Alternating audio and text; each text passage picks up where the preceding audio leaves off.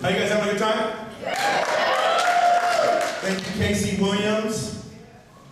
And I want to appreciate all the women who got together to put this event on. And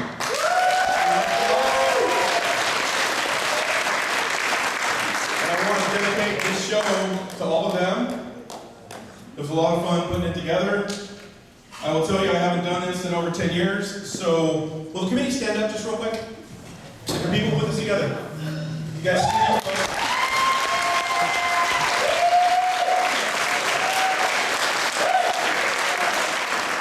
If this is fucking terrible, talk to them. Alright, so before the show I spent about a half an hour in the confessional. Right, because it's a church, and I was deep in prayer, right? Because we pray here, and I was like, Lord, please forgive me, because I'm going to sin a lot tonight in front of these people, and I really want you to forgive me for making sure that they never get to have an event in this place again, because we do that. You know, let's address the controversy around the show. There's an elephant in the room, right? There's an elephant in the room. People are upset because this was an adults-only event. True, they were upset about it. Because you know how we do in Narcotics Anonymous, anyone may join us, regardless of age, race, sexual identity, creed, religion, blah, blah, blah. It's a fucking comedy show, not a meeting, okay? So get over it. We're gonna have some fun tonight. I also want you to know that this is my first Red Bull ever. I'm drinking on a dare. You know, let's talk a little bit more about the not having children here, okay? So, if you have your children here, that's fine. You can bring your children, right? But there's going to be conversations afterward. They're going to make you very uncomfortable. They're going to go a little bit like this. Mom, did you suck dick for a bag?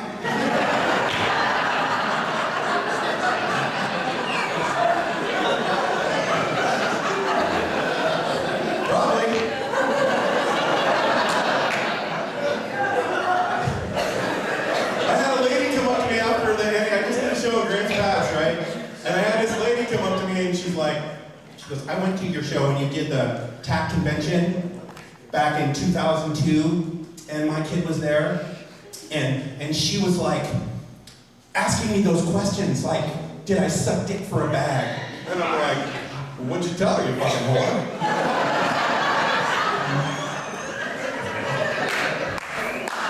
If there's anyone from the church here, I'm really, really sorry.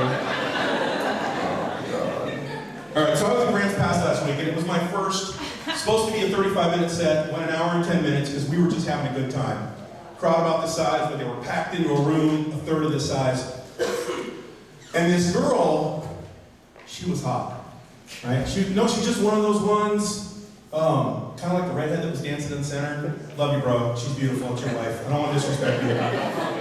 But she was just a looker, right? And she was like, she was making the moochoo gooey goo eyes at me, right? Well, they were doing something else, and it was just before the show, and she says, you know, hey, I know you're the comic, can I friend request you on Facebook? I'm like, yeah, sure. I don't belong on Facebook, by the way. We'll talk about that later. Anyway, so she started messaging me back and forth, and she says, you know, my ex used to be a comedian, and I would always give him the most amazing blowjob right before he went on, and his shows were awesome. And I was like, okay, and she said, I'll take you outside right now and I will blow your fucking mind. Right? And I lean over to the guy who set the show up and I show him, and he's like, which one is it, dude? And I said, it doesn't matter. And I look and I go, is it in the contract? Did you guys add something in there without talking to me? Was there a group conscience for that blowjob? And he goes, no, it's not in the contract. So I text her back and I said, it's not in the contract, sorry. But on my way home from Oregon, I started thinking, maybe we could renegotiate my contract for the Sonoma County show. So I started emailing and messaging all the committee members, trying to get some renegotiation and add something into the contract. None of them have fucking talked to me since that time.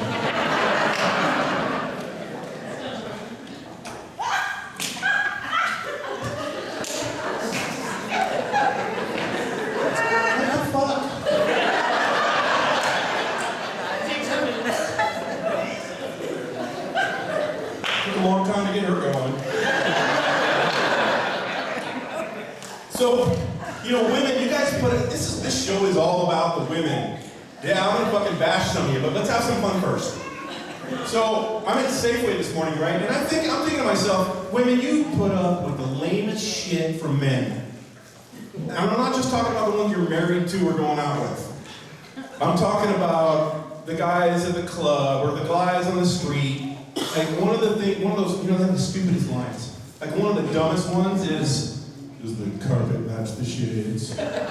Or wait, the carpet match the drapes. I fucked that up, didn't I? Sorry. Does the carpet match the drapes? Right, so that one was on my mind because I met someone at the convention who, when I asked her if the carpet matched the drapes, she looked at me and said, there is no carpet.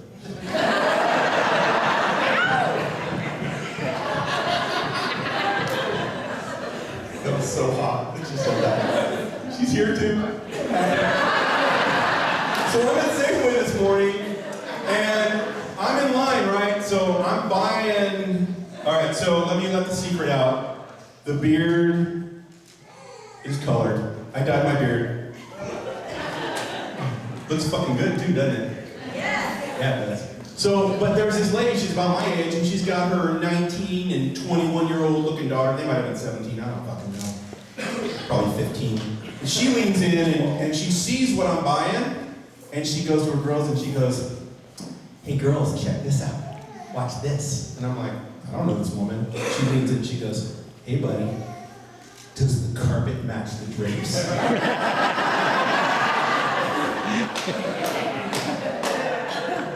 And because of Shanae, my girl, I lean in and I go, there is no carpet. And her daughters go, ew!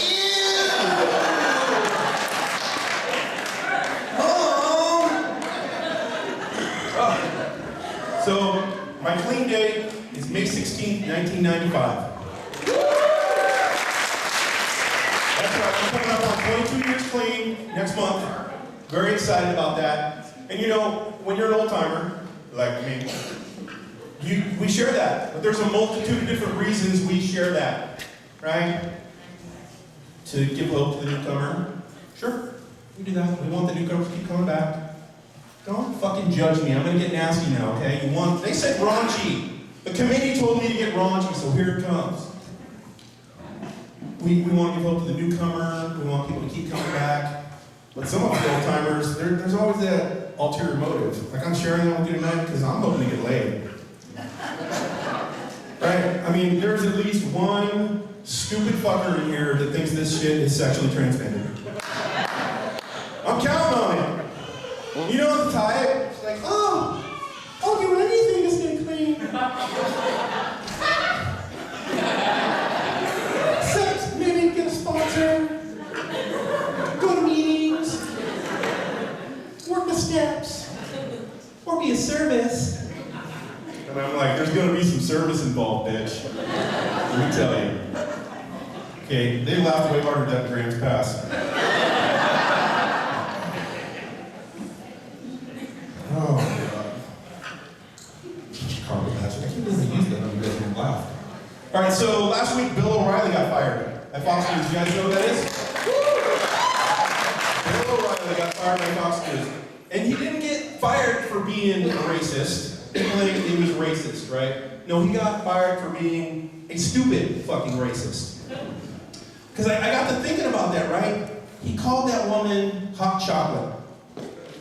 I'm like, who is that fucking dumb that they would call a beautiful woman of color hot chocolate? And then I got to thinking about it. I did. I was in junior high school when I had this mad crush. Her name was Angela. Oh my God, she was an African queen. She was so fucking beautiful. And her brothers would fuck with me and do stupid stuff, right? And I remember the week, I'm like, let's go on a date. And so we're out together, and her brothers are with us, right? Because mom's having his family, they're keeping an eye on me. And they're all, dude, you want to get with her, dude? You want to get her going? Call her hot chocolate. And I'm like, I'm not going to fucking call her. Are you kidding me? And they're like, dude, you got to do it, dude. She's going to fucking love it, dude. She will eat it up. And I'm like, there's no way. They're like, you're a pussy, dude. You don't even want to get with this woman. You need to do that. That will trigger everything for you. And so I'm leaning in, and I'm going in to get this kiss from her. And I'm thinking, oh, hey, girl, let me get some of that hot chocolate. And she's like, bah! I'm fucking on the ground. She's stomping on my head. I'm laying there, like, oh, her brother's in the background laughing. Dumb fucking cracker. And she steps over me and she goes, you stupid fucking cracker. Because everybody knows if you want this pussy, you gotta call me brown sugar. It didn't really happen. Kind of happened. Oh, I saw, celebrating 420 last week, right? I didn't celebrate, but I did a show at a bar in Ukiah, right? And everybody there was high, right? So I come out and I'm all, 420! And everybody's like, fuck your fucking stupid holiday. Super quiet. And I'm all, no, seriously, think about it. 420, aren't holidays supposed to be out of adversity? Right? We remember adverse moments in time, like Memorial Day. People gave their lives in wars we should have never been in, except for World War II. We needed to be in that bunker. And we got Veterans Day. We got Labor Day. Even the Christian and Jewish ones, like Hanukkah, Festival of Lights, right? Adversity, miracles happening, right? What happened on 420? Were you high and you ran out of potato chips? Dude, man, we need a holiday, man. And there was protests in Lake County, right? Because they won't have like a national meth day. And you know what? I kind of get that. Right? I mean, there's some adversity there. You try fixing things that aren't broken. You try staying up for 9 days straight. Catching felonies, sexually transmitted diseases. You try sharpening a fucking needle on a matchbook. Okay?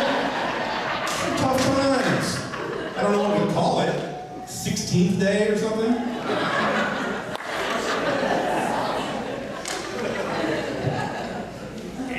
So I'm gonna do something that wasn't in here. Oh, wait. I saw some friends tonight. I saw my friend Michelle's here, and I haven't seen her since high school, right? She's so beautiful.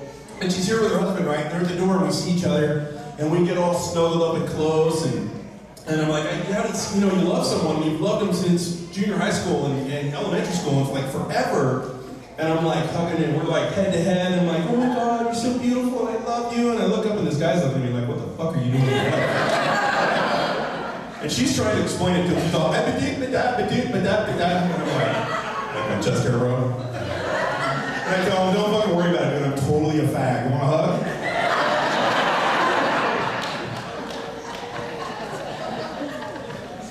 You guys having fun?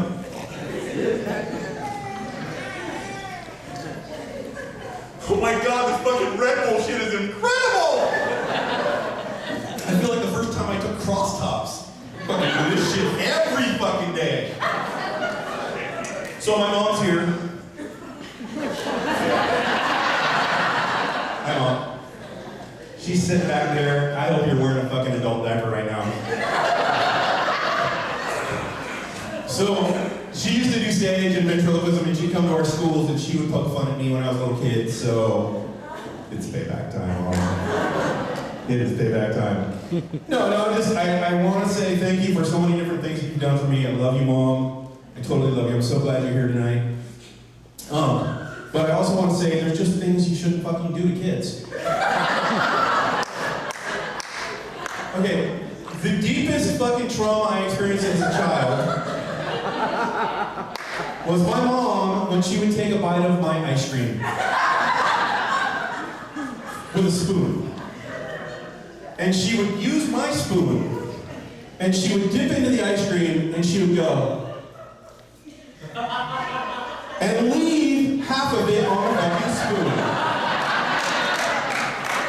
And then she'd do it again, and she'd lick it, and I'm just working that fucking spoon.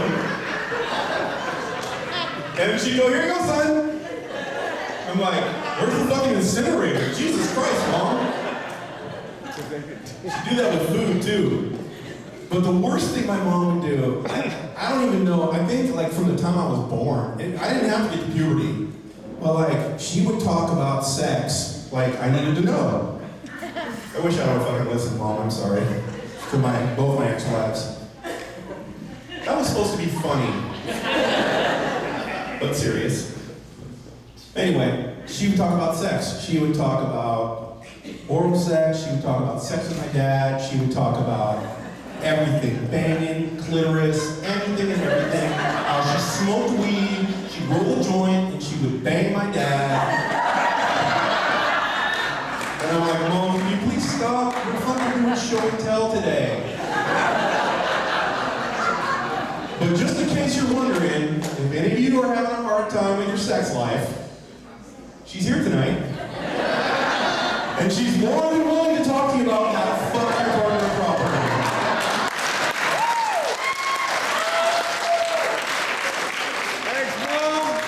That's right. Come on.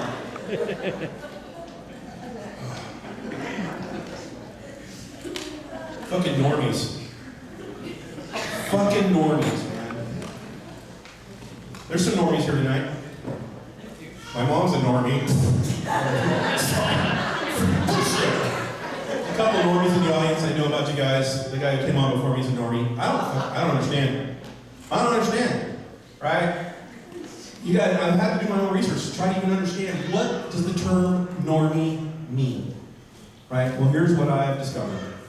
Normies have not developed the type of coping mechanisms that we have, right? Normies are like, you know, oh, things aren't going good with the wife. I think I'll go to the gym and work out. Or I'll take one puff off a marijuana cigarette. Or I'll drink 2 ounces of wine just to take the edge off. No, we're fucking, you know what? We are badass motherfuckers. Addicts, we have an overdeveloped sense of coping, and when we use it till the wheels fall off. Right? My old lady broke up with me. Okay, I'm gonna go slam a 16th of heroin mixed with speed. Then I'm gonna go commit some crimes and not get caught. Well, I always got caught. But I'm gonna go commit some crimes, and then I'm gonna fuck the whole fucking city. Including her best friend. And her sister.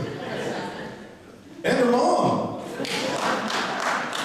Fucking normies. My wife's a normie. You know what, I love her and everything, but she drives me fucking nuts. Right? Every once in a while I just look at her and I go, you need to fucking get turned out on speed, thrown on the street for some fucking street time. Because you're pissing me off. Or I look at my boss after she spent the whole afternoon complaining about people at work, and I'm like, yeah, but have you tried heroin? Because that shit will shut me the fuck up.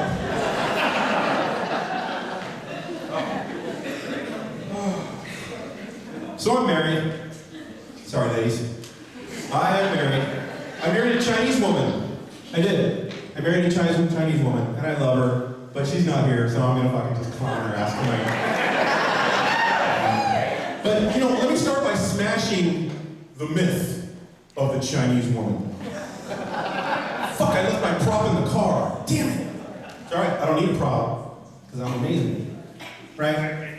Think about the Chinese woman, right? I'm thinking, oh man, I'm with this girl. She's gonna be like this. Following behind me. Oh, you're so handsome. I'm going to fold your laundry. I'm going to sew your clothes. The kitchen will be so clean. The dishes will always be done. The laundry will be folded. And I will suck your cock all the time. It's bullshit. It is bullshit. She's a fucking genius. She's independent, critical thinking, hardcore, hot as fuck. And the only one in my house sucking dick and folding laundry is me.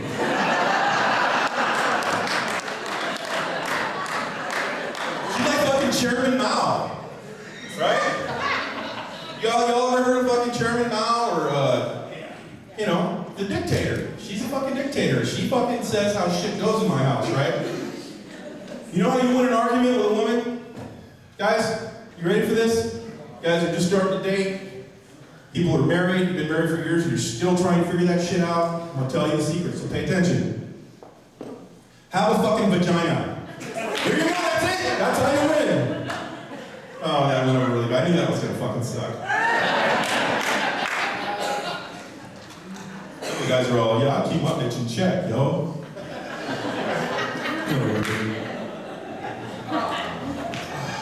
So we have one child, because Chairman Mao has instilled the one-child policy.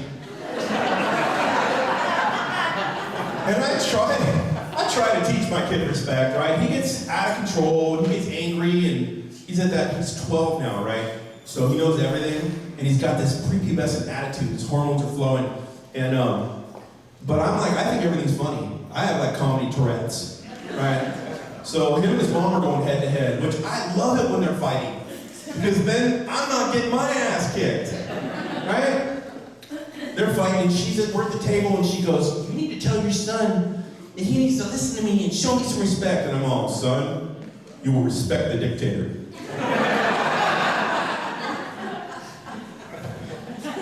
My mom and my sister are laughing at that. Oh, Lord. So, yeah, I married a Chinese woman. And so, one thing that the Chinese have correct, they have it right, is family, right? Because her mom has come from China for years, right? I remember she came here to take care of us while she was pregnant. Stayed like way too fucking long. And then after the baby was born, right? Which was cool, right? But when you have in-laws come and stay in your house, you need to develop some house rules, right? You have to.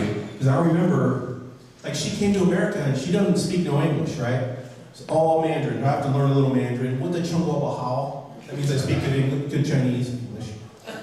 Anyway, and so I remember she was here, and I got up early on a Saturday morning, right? And my wife was in the kitchen, which is unheard of. She's not usually up that early, and there she is. She's in her fucking pink frilly robe with those fucking pink slippers, and she's bending over, humming this fucking Chinese song, ass swinging in the air, and I'm in the corner of the room going, fuck.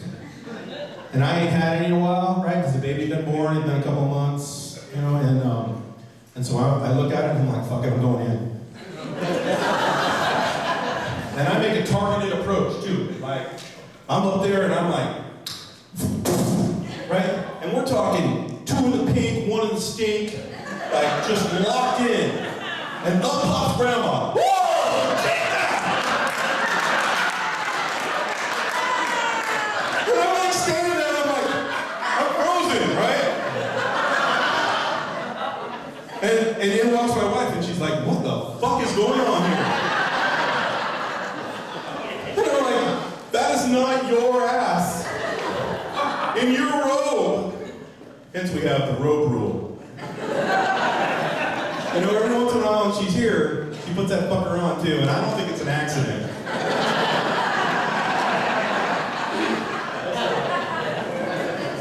So, I hate gossip. Gossip, man. You guys know gossip down here, right? Yeah. No. Gossip fucked up in NA, man. I mean, who are we to choose who gets to stay or go, right? Gossip is like, I'm sitting up on a fucking fence post, up above my yard, which is behind me, and I'm looking into your yard, and I'm judging you on your yard, and shaming you, and hurting you.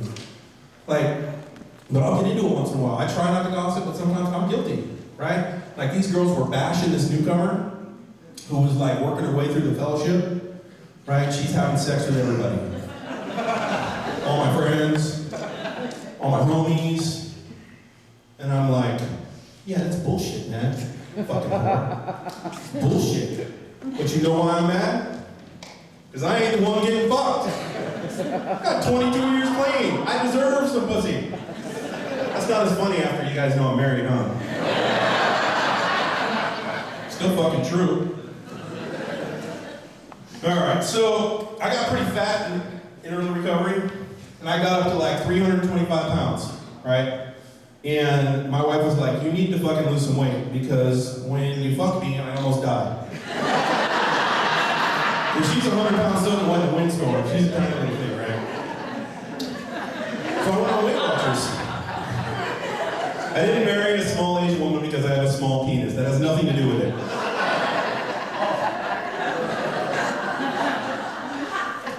I didn't.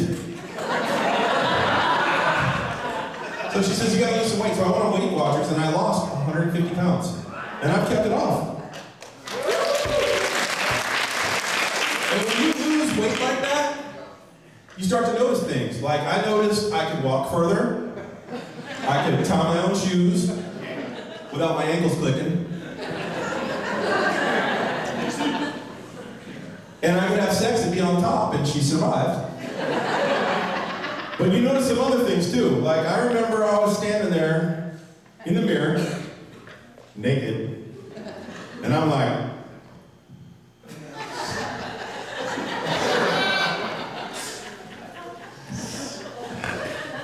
and I'm all, hey babe. She goes, what the fuck are you doing? And I said, check this out, I think my dick's getting bigger. And she looks up over her book. She says, nah, you can just see it now. Why are men so insecure about the size of our junk, right? And I mean, from junior high, I don't know where I was trained to be worried about the size of my dick. Women, I don't think they all care. There's some that really, require the giant gonto, mondo, schmongo. But it's a little spot, guys, okay? If you don't know where the spot is, Google it.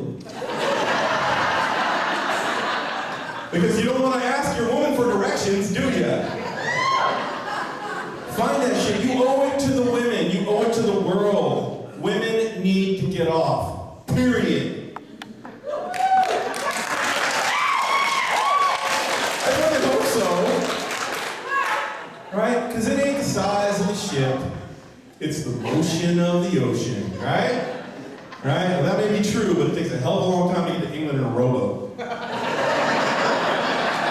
But guys, they're insecure about the size of their junk. And, do you think women go through that too? Do you think they're worried about if their pussies are too big? Be like this.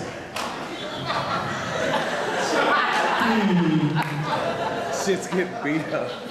Do you wonder if my pussy's too big? I wonder if when Tom goes down on me, he can hear the ocean. He might smell the ocean if you don't wash that fucking thing. Terrible. Terrible. Love you, women. And guys do stupid shit like we name our junk. What are some funny names? Yell them out. Dewey. Dewey? What the fuck? Jesus Christ. Dewey? Traumatized. I don't even want to know what that means. I've heard Mr. Happy. Mr. Wiggly. Mr. Wiggly, that's a great one if you're a fisherman. Or heat-seeking moisture missile. And I remember I used to be into Lord of the Rings, and I used to be like, it must be touched. It must be loved.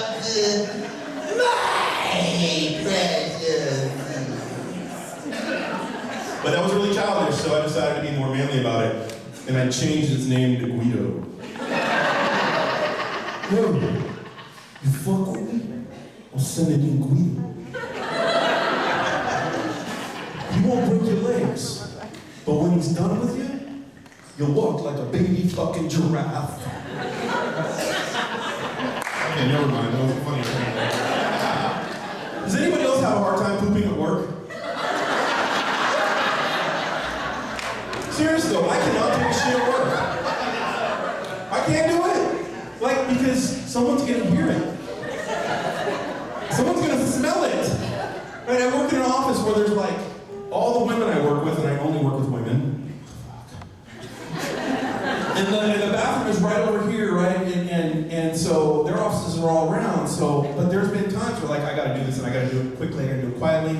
And so like I run into the bathroom and I'm like, you know how you like get above it? And you're like, I'm trying to tighten my butt cheeks up because I don't want anybody to hear anything, right? And I got one hand on the flusher because I gotta suck that smell that's right over there.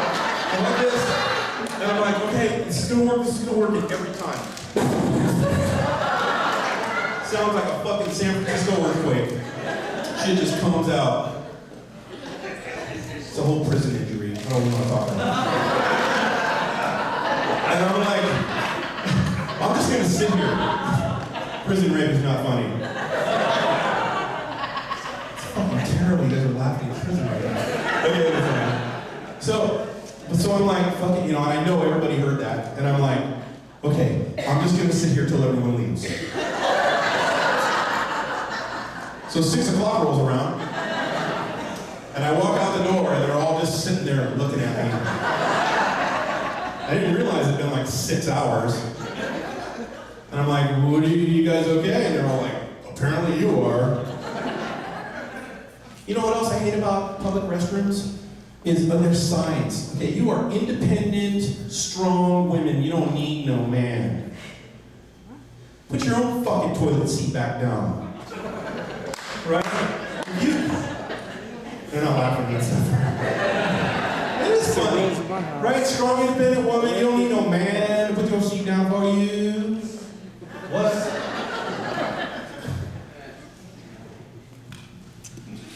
If you saw the asses on the women I work with, you wouldn't want to touch the fucking toilet seat either. Fuck. Well, one of them's actually pretty nice. Oh, I didn't see you sitting there. The other thing I hate about public restrooms is the fucking toilet paper. You go into a public restroom and they give these little tiny thin squares, and it takes like 15 of them to wipe your ass. And even when you use 15 of them, your finger breaks through. Every time, you little tiny bit of shit on your fingernail. And I don't care, you can fucking power wash that motherfucker. And all you're gonna smell all day is your ass. Like, I don't know about you, but if I'm walking around like this and I feel like I'm walking around like this, there's a problem. And then I walked into a bathroom in Santa Rosa, I had to go, like, I'm not shitting here. Oh no, right? So I walk into a bathroom in Santa Rosa and there's a sign inside the stall after I've already started shitting and it says, we proudly feature recycled toilet paper. Took shit too fucking far with that one. If I'm gonna wipe my ass, I want to wipe it with something no one else has wiped their ass with. Recycled toilet paper. Okay, that's my poopy joke. I did that for my son, by the way. Running out of time here. I'm gonna give it just a few more minutes. I'm looking for committee members that are trying to rush me to stop. Do you want me to stop, or do you want me to keep going, or how much time do I have? Nobody's saying anything. Fuck it. Huh? Okay. Whoa, that's a lot of time to make babies. Alright, so we talked about pooping, we talked about house rules. Let's talk about dogs. People have dogs? Yeah! I love dogs. Dogs are loyal, they're kind. You want stupid, unconditional love, don't try fucking a newcomer. Get a dog, right? So I had this one rescue dog, his name was Chester, right? He's a Beagle Fox Terrier, and he was so loyal and so kind, and he was my, you know how my sponsor told me before I started dating in Narcotics Anonymous, he was like, okay, first you get a plant, right? And if the plant is still alive after a year, then you can get a puppy. And then after a year, if you still have the puppy, then you can get the pussy. Or you can start dating, whatever you want to call it. And so he was my get a plant, then a puppy, get the girlfriend, wife, dog. And so, but he was still kind of so loyal. When I was depressed, he'd come and he would love on me, he would snuggle on me. He was my best friend. My dog was my best friend. But there were times that little fucker would get into trouble. He'd get in the garbage can, he'd rip shit apart, throw it on the ground, or he'd go shit on the floor, right? right, in the kitchen, and I was kind of a neat freak in early recovery. And so, but there was this one time, I had brought this girl home. Her name was Ruby. Fucking bitch. Sorry. Hope she sees this too. So I brought her home, and, you know, we had it going on that night. We didn't sleep together, but I mean, I was so into her, man. The thing of it was the next morning, she left, right? No, she was there, actually. And while I was in the kitchen cooking, Chester got up on the bed and emptied his entire bladder where she lay, right? And I know it was him because I didn't get her that wet. Pretty sure I didn't. And so I got a hold of that little fucker and whip his ass. I'm like, he's like, yeah. And he's like skids around the corner, headed to the kitchen, and he'd always give me a timeout. He was a good dog. He was a loving dog. He understood that sometimes I get angry, sometimes he fucks up, and we just need to take a timeout, get away from each other. 5 minutes later, here he comes, skidding around the corner, just up in my lap, licking my face, licking my neck, just really expressing his affection and love for me and loyalty. And I always thought this was so cute, so amazing, such a good dog. Till one day I followed that little fucker into the room. You know what he was doing? That's right, he was licking his fucking nuts. He's up there, he's like, digging in his ass. He's like, "What my ass, motherfucker? I got something for you now." I swear to God, Reggie does that too. You guys watch Bizarre Foods? Anybody watch Andrew Zimmer? The food TV guy, bald guy? I love that guy. I watch it with my wife. He inspires me to try new things, right? And my wife's from China, so we try a lot of new stuff, right? And so one day we're in San Francisco, and I'm always trying to get my kid to have an open mind and try new things. And so we're in San Francisco at this restaurant that we'd seen that he'd eaten at the night before. And I'm like, let's take a risk. Let's do something new and something exciting. She goes, "What do you want to do?" I'm like, "What did he eat on TV? Let's just do it." And she's like, "Oh yeah, he ate pig colon." Let me say that again. He ate pig colon. Like the asshole of the pig. And not just the asshole, because I like eating asshole, trust me. The place where it's being pushed out, right? And he's on TV and he's like, it's not that gamey, and it doesn't taste very booty, and they really wash it really well. And I'm like, I go, just fuck it. And I told the waitress, I'm like, okay, we want to plate that spicy pig colon with some gravy. And she looked at me like, "You stupid American." Right? It's a Chinese restaurant, by the way. And, but we go for it anyway. And so my son's like, "Dad, I'm not eating that." And I'm like, "You gotta keep an open mind." He's like, "You can have it all. I'm not touching the plate of pig colon." And so the waitress comes back and she's got this steaming hot plate of pig colon. And she's walking through these tables here, and she sets it down. And the smell is just permeating, right? It's just infecting the restaurant. Tables all around us are like, "Waiter, check, please." And they're like leaving. And she sets it down, and you know what it smelled like? It smelled like shit. But not just like shit. It smelled like the bathroom after my son and my wife and her mom took consecutive shits. So it's like this permeating nastiness, right? And so I'm like, maybe I made a mistake. And then I'm like, no, I gotta go through this. I gotta teach my son to try new things. I gotta do it. And so I'm going for it, and I reach in and I just grab a big hook of the chopsticks and I pop it in my mouth, and I'm like,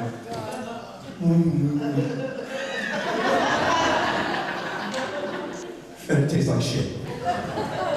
It tastes so fucking gross. But then I'm like, I can't live it down. I'm like, my son is right there, and I'm like wanting to try new things. But it tastes like a mouthful of rubber bands and pig asshole. It was horrible. Fucking using fuck that guy. Oh, so I'm gonna close with telling you guys a little bit about my foreign sponsee that I had. I had a foreign sponsee when I lived up in Humboldt, right? And I got this sponsee, he's a French guy. His name was Jacques. Because it sounds like Jacques, but his name is Jacques. And he was great. He would do anything I I told him to do. If I told him to show up to a meeting with no pants on, he'd do it. I didn't tell him to do that, but he would do it. He took directions so well. And things were great. I mean, I wanted to get with the ladies. That was the whole motive. Hang out with a fine foreign guy and you get the women. It didn't work for me. But, so this guy, he's running around meetings and everything, and all of a sudden, my friends are not talking to me. Right? The LGBTH, FJK community is like looking at me like I'm some sort of child rapist. Right? They're just, nobody's talking to me, and I'm wondering what's going on, and then I find out it is your celebration. Right? I usually will let sponsees do their thing and not invade their space and, you know, not make them uncomfortable. I want to be able to share without their sponsor give them a hard time, right? So I go to his 1-year anniversary, and I found out that he could not pronounce the letter D. That's part of his accent. He couldn't pronounce the letter D. I love Red Bull. And so he's sharing and he says, I love my sponsor so much. It is amazing what he has done with me. It is amazing. In my whole life, I have never had the erections he gives me. And I'm like, wait a minute, did he just say erections? And then he starts flowing. My father, he never gave me erection like Jake. He calls me every morning. Sometimes he comes over, brings coffee. We sit together and meditate, and he gives me the most amazing erection. And I'm like, okay, we need to talk. I'm not going to give up on the guy just because he's making it sound like I'm blowing him. So we go have coffee at a restaurant, and he's like, what is wrong? And I said, let's work on the word directions. And he goes, it's fine, I can say erections. I go, that's not the word. And I said, say it when we say D. And he says, D. And I said, rec. And he says, rec. And I said, say shuns. And he says, shuns. I said, now say it all together, directions. He goes, erections. I'm like, no. He goes, but you give me the most amazing erections my whole life. I just love you for the erections you give me. And I'm like, would you fucking shut up? We're at Denny's.